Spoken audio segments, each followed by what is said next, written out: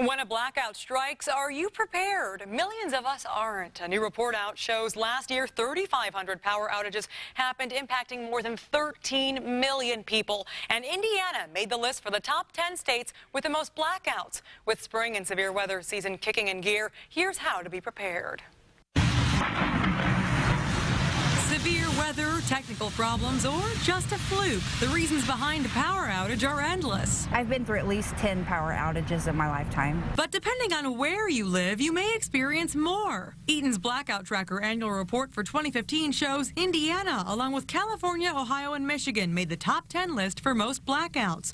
3,571 happening last year, impacting millions. It can be terrible, especially if it's during cold weather or even hot weather, if you lose your air conditioner, fans, etc. The report shows a majority of those blackouts are caused by some sort of severe weather. During the spring, you can see any kind of storms. You can get mainly just windstorms, you can get hailstorms, you can get tornadoes as well. In fact, the months of April, May, and June typically are when we see most of our tornadoes in the state of Indiana.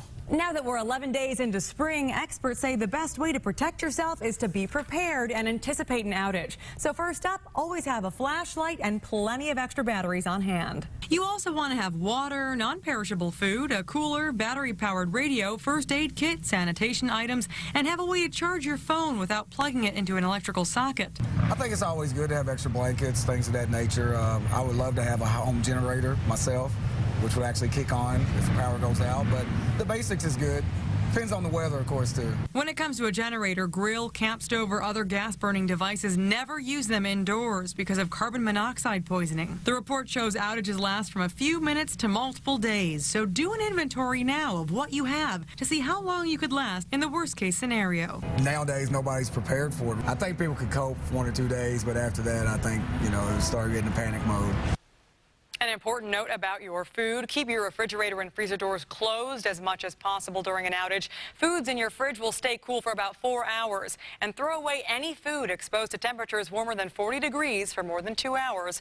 Also, almost everyone I spoke with say they would use candles as light, but experts recommend flashlights because of the fire risk with those candles.